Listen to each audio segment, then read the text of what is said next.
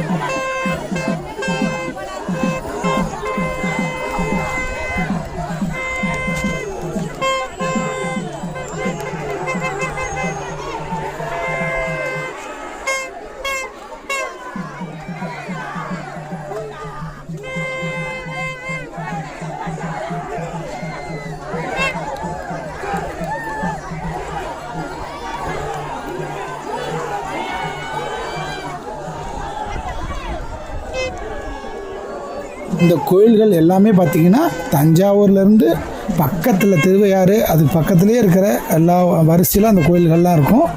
நீங்கள் போகணுன்னா இதே போல் சித்திரை மாதத்தில் வர விசாக நட்சத்திரம் வர அன்றைக்கி இந்த விழா நடக்கிற அன்றைக்கி நீங்கள் போய் பாருங்கள். நண்பர்களே, கலாச்சாரம், ஆன்மீகம், ஒற்றுமை இது எல்லாத்தையும் பறைச்சாற்றுகிற ஒரு விழா தான் இந்த சப்தஸ்தானம். நீங்கள் இது வரைக்கும் இந்த விழாவுக்கு போனது இல்லைன்னா ஒரு தடவையாவது போயிட்டு வாங்க. அந்த அனுபவமே வேறு. இந்த வீடியோ உங்களுக்கு பிடிச்சிருந்தா லைக் பண்ணுங்கள், உங்கள் நண்பர்களுக்கு ஷேர் பண்ணுங்கள், மறக்காமல் நம்ம சேனலை சப்ஸ்கிரைப் பண்ணுங்கள். அடுத்த வீடியோவில் சந்திக்கலாம். நன்றி. திருச்சிற்றம்பலம்.